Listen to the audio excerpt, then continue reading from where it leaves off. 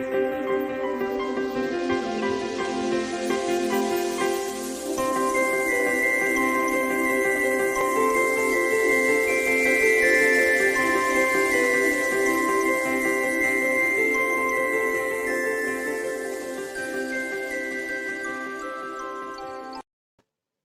evening, evolutionaries. Can you believe it? It's episode 9, and this is also part 4 of our Passive Homes series. But where do we always start? We've talked to a homeowner with Passive Home. We've talked to a builder that does energy efficient homes. We have also talked to Allison Lund from Efficiency Manitoba, and that was super exciting. But a lot of people want to know, where do we start? Well, actually, it's about getting the right consulting with an energy expert. So consulting for your energy audit, and you would work with a company like Prairie House. So I want to welcome Gio Robson to the show, and he is the owner of Prairie House. And hey, welcome to the show. Hi. I'm so excited to see you. I'm happy to be here. Thanks for inviting me today. I'm looking forward to this. Well, I've been after you for months to come on our show because I always believe any energy project should start at its foundation. And if you're considering building a new home or renovating extensively, I really think that they should be talking to somebody like you. Can you tell me a little bit and tell all of us about what you do? Yeah, so our company, Prairie House Performance, we specialize in what we call residential home performance or building performance. So I know we often talk generically about energy efficiency. We focus on energy efficiency, but we also expand our objectives to include not just efficiency, but durability, resilience, comfort, indoor air quality. So we provide a whole gamut of services that are related to home performance, and that includes everything from front-end consulting to help people design new houses or design a renovation strategy to improve the performance of their existing house, to testing and quantifying the performance of houses that are already built, to air tightness testing, to doing really cool but sometimes sad work of doing building forensics. So we're often called to homes to help explain and find solutions to serious building performance problems, whether that's discomfort or really high and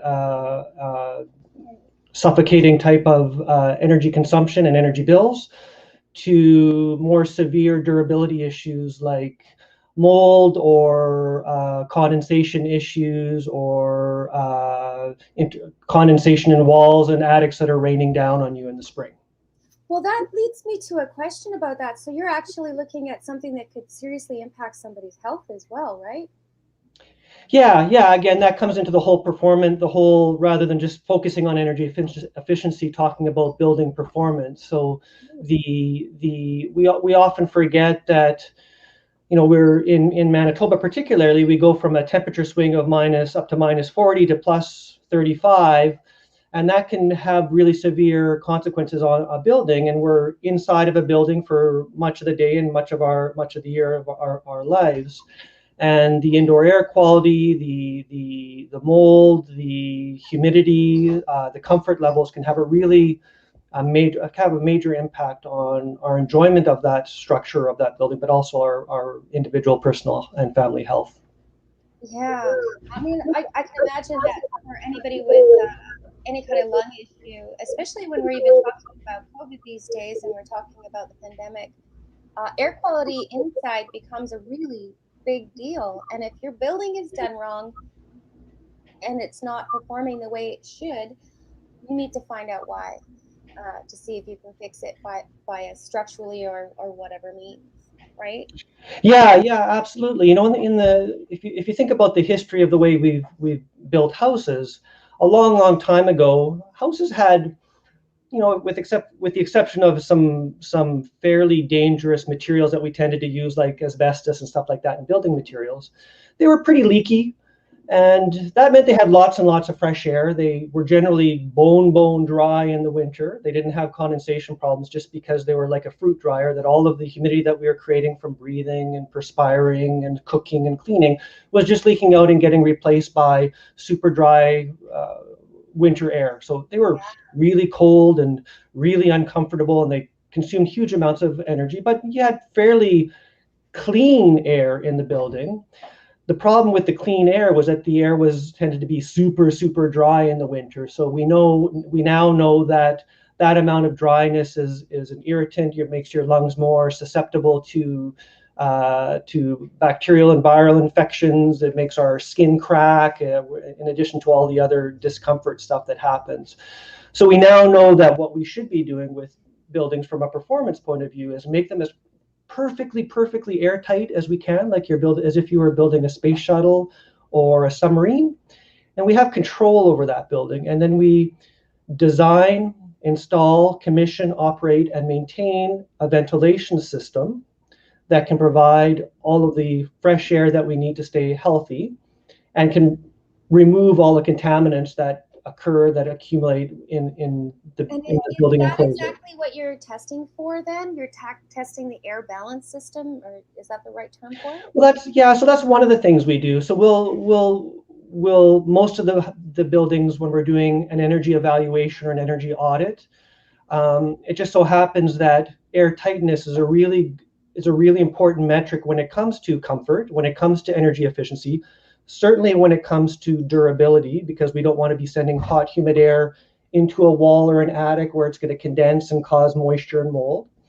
And then it has that impact on indoor air quality. Whether we want to make the house super airtight so that we can control how humid or how dry the house is. Oh, it's about the control aspect then.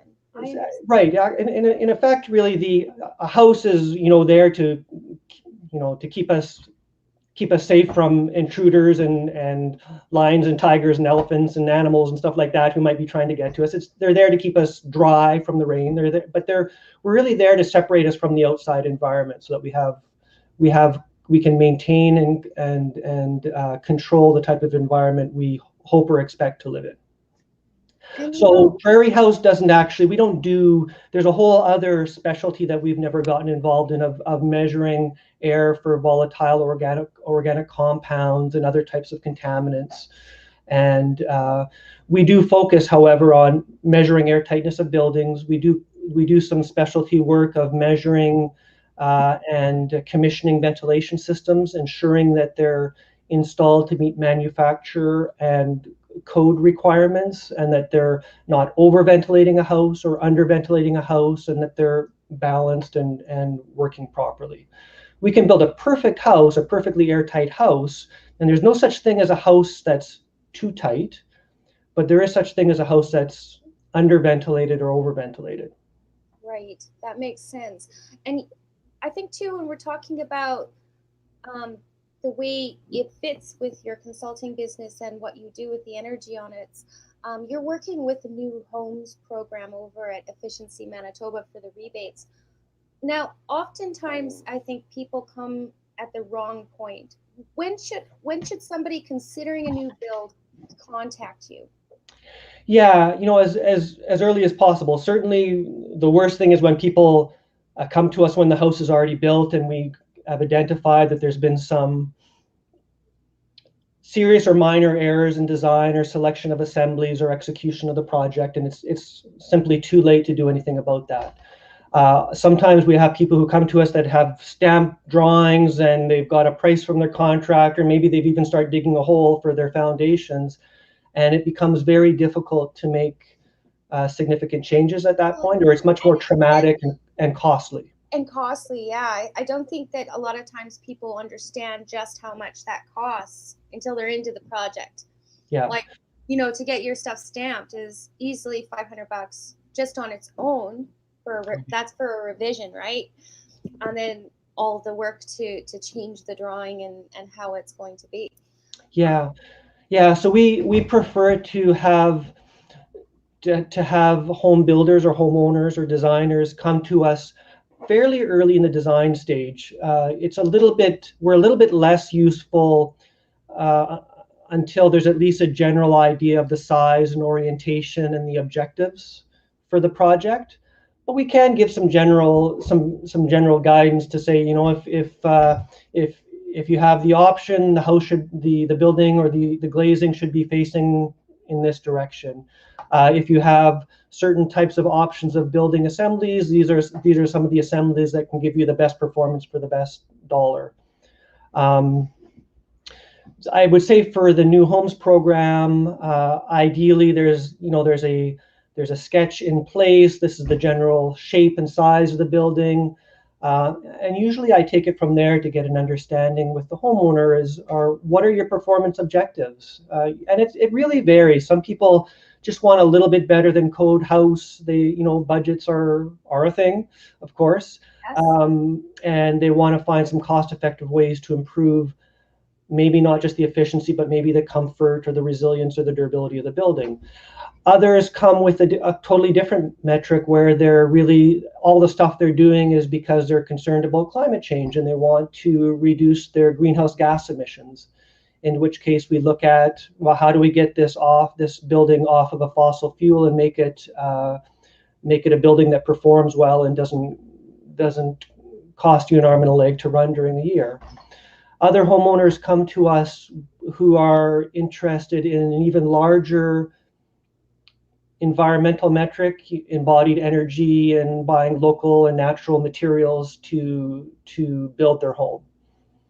That's actually so that's the front end. That first interview with the homeowner, getting an understanding of what their objectives are and all of the different the different metrics that they want to fulfill is a big part of is a very important first step in our process. Absolutely. I think I've built 2 homes now, and I know that it's really daunting at the beginning. I remember with the first one we built, I wanted geothermal, for instance, and it was relatively unknown in 2006. Like, not a lot of people were doing it. So one of the things I discovered right off is that they designed this based on the size of your home, the thickness of your walls, the amount of insulation in your walls, where you're building it. And I learned all these different steps in the process. Even the ceiling height made a difference. I remember I lowered it from 10 feet to 8 feet because we gained like 8% efficiency or something. It was actually pretty big. You want to talk a little bit about that, like about how you can tweak those designs to get that energy efficiency? Yeah, so I mean, there's 2 questions there. Two important issues you brought up. One is the impact of geometry, just simple geometries and energy efficiency, and the other is the sizing and selection of mechanical equipment. So let's start with the first one.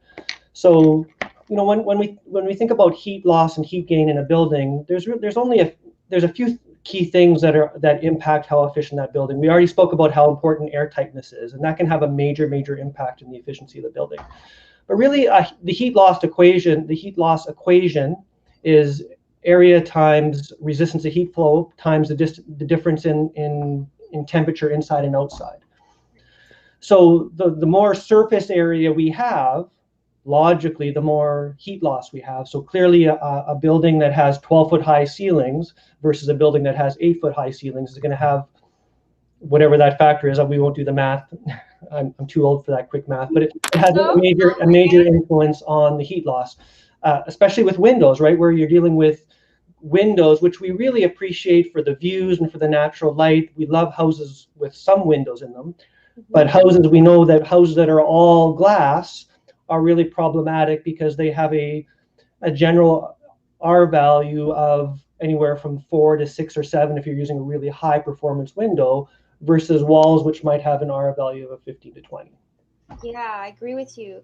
And one of the processes in that geothermal sizing that I went through with the company I had chose, which was actually an engineering company by trade, not a not a geothermal company, to be honest. And I started there because I thought it was basically about the building itself, right? Engineering it right. I chose to go with an open loop system that preheated my hot water tank. Mm-hmm. And I also chose to go at 80% design. So, and these are just some of the choices that customers can have. And there's so many. It's just daunting for people who are just starting to build and haven't really thought about the different things out there. Now, one of the things that I did find helpful at the time, and it was like a Power Smart program with Hydro. Yeah. And now with the new Efficiency Manitoba, they have a similar, they call it the performance stream. Mm-hmm. And so you can actually go for all different levels of rebate according to the performance. How do you interact with the customer and that rebate program with the performance level? Do you just say, okay, what are we trying to achieve? 20%, 15%, 25%? Do you work with the customer on that to see what they can change? Yeah, absolutely. So again, the starting point is always, what are your objectives? Do you just want to do a slightly better than code house? Is your metric, some people come to me and say, I want my return on investment. I want to make sure that the extra mortgage costs and the energy savings are going to pay for that. Other people just say, I want to build a net zero. I want to get to a zero energy house, whatever it takes. But so yeah, I'll work with the customer, and generally it starts with an energy model. The beauty about an energy model is that we build a virtual house in our software, and we can run it through a year of typical weather, and we can predict. We get a whole bunch of information from that. We can predict how much energy it's going to consume, whether it's electricity or natural gas or propane or wood burning or whatever your fuel source is. That's exciting. So you will have that at your fingertips when we have that at our fingertips. It informs us what the heating and cooling loads are. So in your really good example, we can use that to say, well, look, if we do this package of upgrades, you can price them out. But if we do this package of upgrades, this is the performance level you're going to reach. This is the amount of energy, and therefore at current rates, money you're going to be saving every year. Oh, and by the way, because we've done all these upgrades, we can now downsize the mechanical equipment that you were planning on putting on. So your example of geothermal, you know that the incremental cost of adding a ton to a geothermal system, especially if it's a closed loop where you're having to bury a whole bunch of piping in the ground, can save you thousands and thousands of dollars. Yes. So that whole energy model thing allows us to quantify energy savings. And it's really a challenge without that tool, because builders and owners are often at the mercy of fairly aggressive advertising and marketing claims by different manufacturers and products. They may be great products, but everybody who sells an energy efficient product will make a claim that this is going to save you X per year and this is going to change your life. When we come into the picture, we have no bias. We're not interested in selling a product or promoting a certain type of brand or type of technology. But certainly what we can do using our experience and our diagnostic tools and our software is predict all of the benefits of utilizing whatever upgrade that they're entertaining. The mechanical sizing, though, we do focus on obviously the energy efficiency part. The mechanical sizing is a piece in our industry that is fairly problematic. I would say 85% of the houses I go into have heating systems and cooling systems that are oversized by at least a factor of 2, sometimes 3 or 4. So we routinely go into houses and see that they have a 100,000 BTU furnace, and all they really need on the very coldest day of the year is a 30,000 BTU furnace. So by oversizing that equipment, that means a major capital cost increase to the builder or whoever's paying for the equipment. It means that the heating or cooling equipment is short cycling. So just like driving your car in the city versus driving it on the highway, you're going to have reduced service life from a heating system that's clicking on and off, on and off, on and off. You have a decrease in comfort. You have more noise. You have distant rooms that are probably going to be colder because you don't have a long run time, and they're going to be 3 degrees Celsius colder than the rooms that are closer to the furnace. Yeah, that makes a lot of sense. I think I wanted to talk to you a little bit more about how do we walk through the process and what do you provide to Hydro and the customer a little bit more, because I think this is really so many people just want to know, because it sounds so, how do I say, it's like overwhelming and nobody, you don't, it's hard to get through that process, and both your contractor and or the direct customer can do this with you. So I'm just going to go to break now, but I need to talk about our sponsors a little bit here. So our sponsors, Pure Anada and Case Populaire, and of course Evolve Green. We're going to see that video right now, and then I'll see you in a minute. Okay. Why go solar? It's not just for the environment, although that is a great reason. Did you know that when you install your new solar plant, you are only paying 7 cents per kilowatt? That's right, 7 cents. Solar is now cheaper than buying electricity, 25% cheaper than buying it from Manitoba Hydro. Going solar is different from any other investment you will make in your life, as you will retain the value on your roof. Solar does not depreciate like other investments do, and unlike a GIC, your investment will start paying you from day one. And when you choose to sell your home, well, you will get the cost of the solar back, as this investment rarely depreciates. When choosing solar, look for high-end products like microinverters with 10 to 25-year warranties. Make sure your installation is done by a professional. We are Evolve Green, and we are celebrating 12 years in the industry and can help. Welcome back, evolutionaries. We're talking to Gio Robson from Prairie House, and he is an energy auditor, but he can help you do so many things, and he can work with Efficiency Manitoba. So he is going to talk to us a little bit more about that process. Welcome back after the break there, Gio, and we were in that hot topic of working with these various rebates. Now, what is kind of the step-by-step process here to give like a 1, 2, 3 to the customer who's looking at wanting to go performance? Yeah, so first would be obviously for the homeowner to contact me. I generally ask for a set of the proposed building plans for an initial review. And then I'll have a conversation with the homeowner to get a better idea of what their aspirations and their performance objectives are, so that I can support their project appropriately. My role isn't to convince people to go outside of their comfort bubble, or to spend more money than they were planning on. My real objective, my purpose, is to help homeowners meet their objectives in a really cost-effective way and have a awesome performing house that's going to last for hundreds of years. So once I have that understanding, I generally start with a preliminary energy model of the building. I usually also get a sense of, I need to know who's building the house and what they're interested or capable of doing. It doesn't make sense for me to recommend or to suggest a wall assembly that the builder has no intent of ever trying to do. That makes a lot of sense. I know when I'm doing design for Evolve Green too, it's the same thing. That I can do anything, but I try to get a sense of what their budget is, what are they trying to achieve, first and foremost, so as I can work with what their expectations are. And I think that's what you're telling me here, is you're trying to find the expectations with the customer.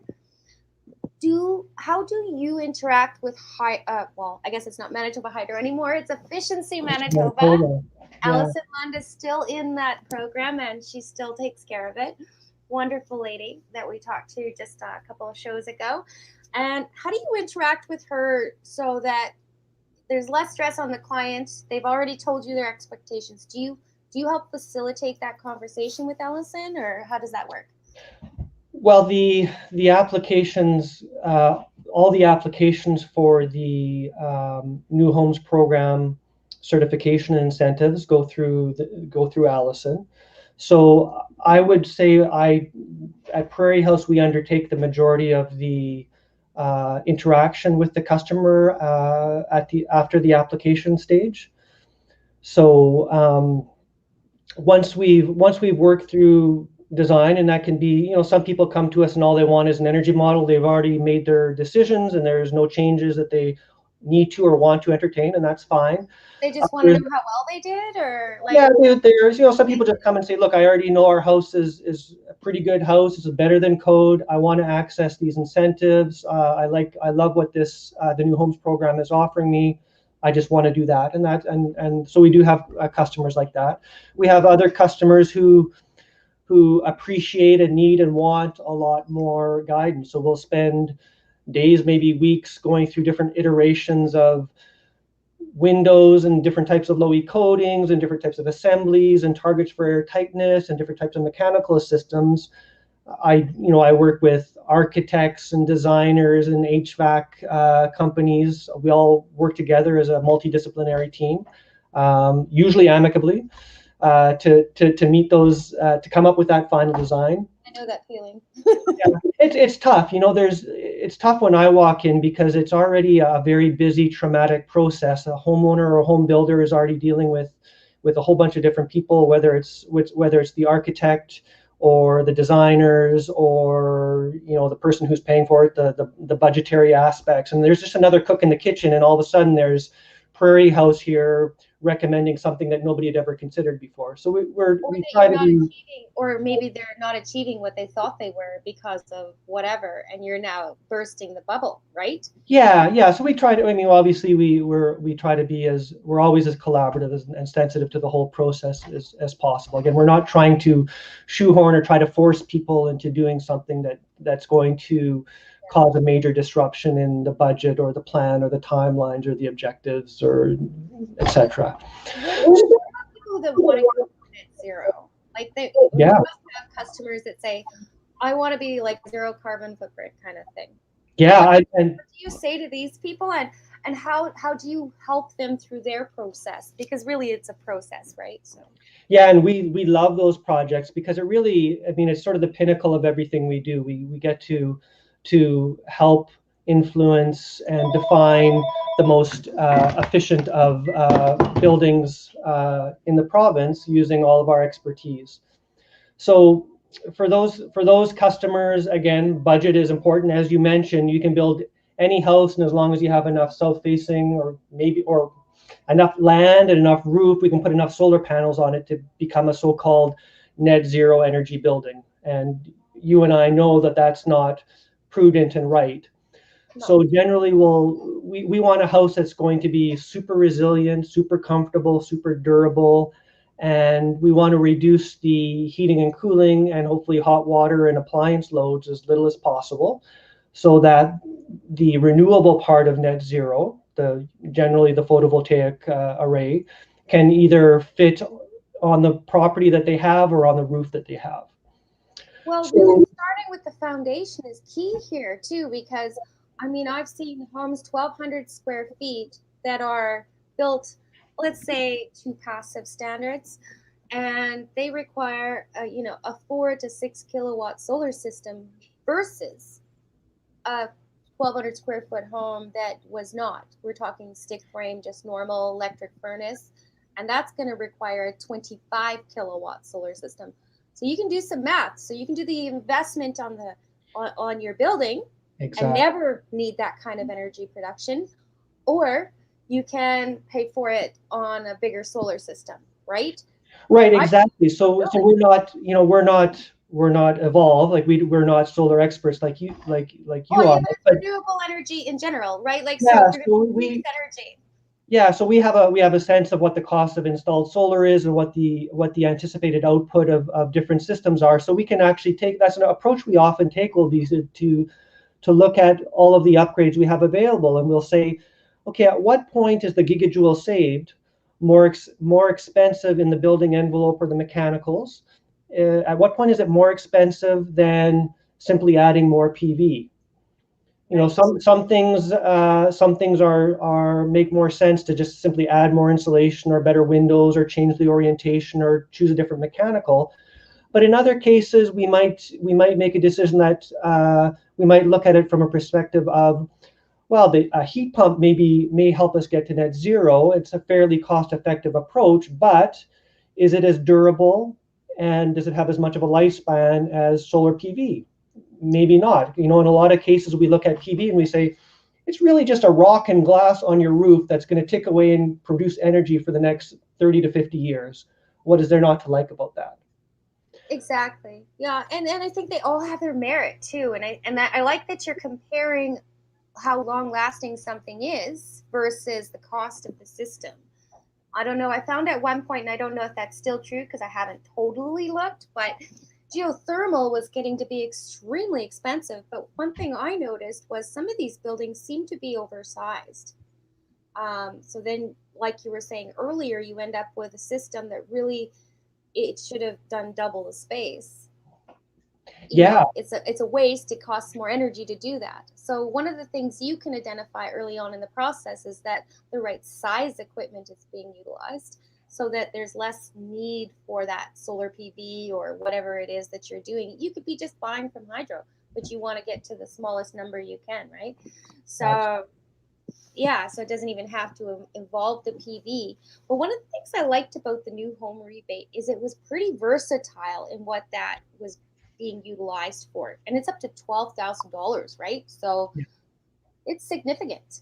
So there's a smaller one for about $1,200, and then there's the other piece for the performance side, and it goes all the way up to 100%. Now, where does your average customer fit in that 0 to 100% for that rebate? Well, houses with super advanced building envelopes can generally get as high as 30 to 40% lower or better than the reference house. If you add on heat pumps, we can get to 40, 50, maybe 55, up to 60%. Beyond that, we need to be adding renewables to get to 100%, and that 100% rebate would be what you need to do to get to a $12,000 rebate through the new home program. So you're talking about $5,000 or $6,000 in rebate to add a heating system, which you already have to add. So if you're adding, like, say, geothermal, you're getting a heating and cooling system, really. And if you've already added in the extra insulation, I mean, it's just a win-win situation. Yeah, it is. So the rebate isn't there or designed, and in most cases, the rebates that you get from the program won't necessarily be enough to 100% finance the upgrades, but it can take a significant portion out of it. The other two great things that the program offers, obviously, it's the sort of the expertise that Prairie House offers and help on the consulting side and helping with the energy design and the execution of the building. At the tail end, you also receive an EnerGuide rating system label. So you actually, just like when you buy a new fridge or a microwave oven, you get an EnerGuide label. You're provided with a label for your house that quantifies and recognizes the energy efficiency of the building. And that can add extra value to your house in a resale situation. We even anticipate in the future, all new homes are going to be requiring some sort of an EnerGuide label on them when they go on the market, and hopefully eventually existing houses too. It's fairly absurd that you can buy a fridge that uses 600 kilowatt hours a year, and it's law that it has an EnerGuide label on it. But houses that will consume anywhere from 20,000 to 40,000 kilowatt hours per year don't require any labeling or guarantee of performance whatsoever. I agree. That makes a lot of sense. And if you get this EnerGuide rating of whatever it is, that tells the next homeowner coming in that's looking at buying this property how valuable it is, in my mind, because your energy footprint is huge, and that cost is just going to go up and up and up and up. But it's not only just addressing energy footprint, it's also the quality of the building, right? So we're talking about the insulation factors, we're talking about the windows, really everything when we're talking about this design. And in a time where if we're not, we should be very concerned about climate change and greenhouse gas emissions. The EnerGuide rating system evaluation that we perform on houses also quantifies and predicts the tons of greenhouse gases that are created by the building every year. So it becomes a really good metric in a municipal, urban, or provincial endeavor to reduce greenhouse gases, because we're now measuring and quantifying the greenhouse gases of our housing stock. So if people want to know kind of where they are, they're already in a house and they want to know what their performance level is and what maybe are the cheaper things they could do to increase that performance. Is that a good first step to have you come out and assess that situation for them? Yeah, that's an excellent step. I mean, I already referred to the perils of homeowners not knowing where to start and being at the mercy of salespeople and marketers. So a really good place to start is having a full EnerGuide rating system evaluation performed on your house. We would visit the house, we would measure everything, we crawl around in the attic and look at the insulation levels in attic, walls, foundations. We would do that blower door air tightness test, and we would do an energy model of the house.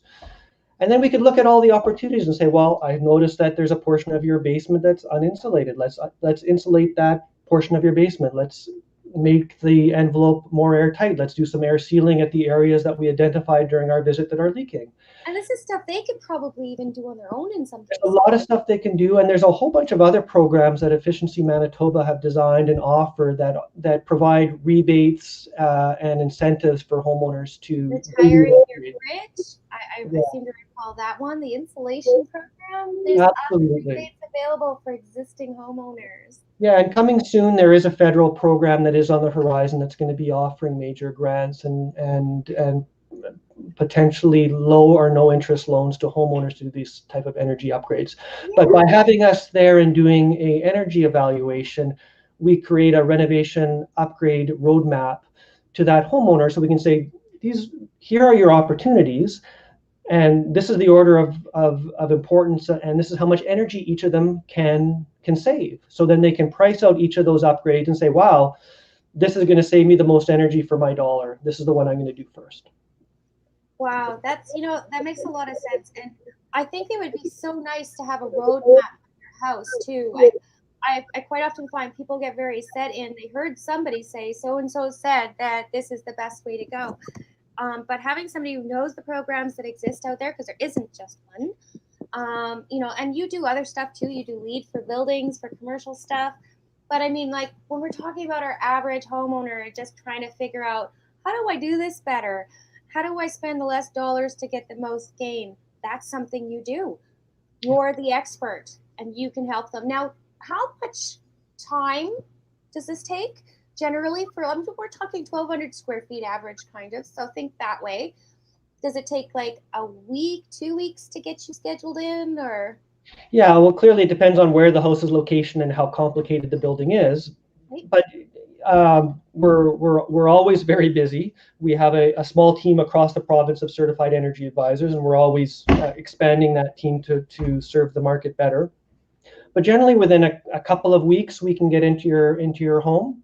Sometimes longer, sometimes it's a matter of days, depending on what region you're in and the availability. 2 to 4 weeks is. Yeah, that's okay. Totally reasonable. And then we would come and visit your house, and we would spend anywhere from 2 to 4 or 5 hours, depending on, again, the complexity and the issues and the interests of the homeowner. Some homeowners want us in and out as quickly as possible to collect our data. Others want to have long conversations and have lots of great questions and want to walk around with us and explore things that they didn't know about their house. After we visited the house. Really, right? What's that? It's a great opportunity for people to understand. Absolutely. Yeah, absolutely.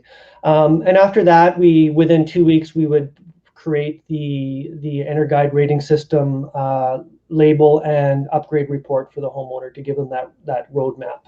And what would be the average cost of this? I know you can't travel and stuff like this, but there should be like something that you could tell me between what? Yeah, the range in the industry across the country is anywhere from $400-ish up to $600, $700, $800, again, depending on the size and complexity of the building and travel, etc. Is it true that some of that you might be able to get back if it's a program you're going for? The soon-to-come federal program, we understand that there may be an opportunity for a free energy audit for homeowners across the country. But we don't have. Hopefully, people won't start phoning me after they see this episode just yet. We don't have any information. Yeah, we don't have any information about that particular program yet. So our advice so far to homeowners is to be, if you're interested in that free energy audit, is to wait until we have more information and a process defined by Natural Resources Canada, who would be offering that federal program. Okay, perfect. So I just want to say I've really enjoyed having you on the show today, Gio, and I hope to have you back because I know that there is going to be upgrades to the program, and because there's several of them actually coming out through Efficiency Manitoba as well, but the federal program as well, and how that interacts with what you do, because truly you're at the foundation of everything. I think they should start with you, getting the energy audit, understanding where you are, whether you have a house already or it's a new build that you're considering. You should always understand the footprint and how you can do things better. So thank you so much, Gio, and we'll talk to you again. Well, that's it for our show today, Evolutionaries. That was a fantastic show with Gio Robson at prairiehouse.ca. And I will be, see you next week at Wednesday, 8 p.m. always.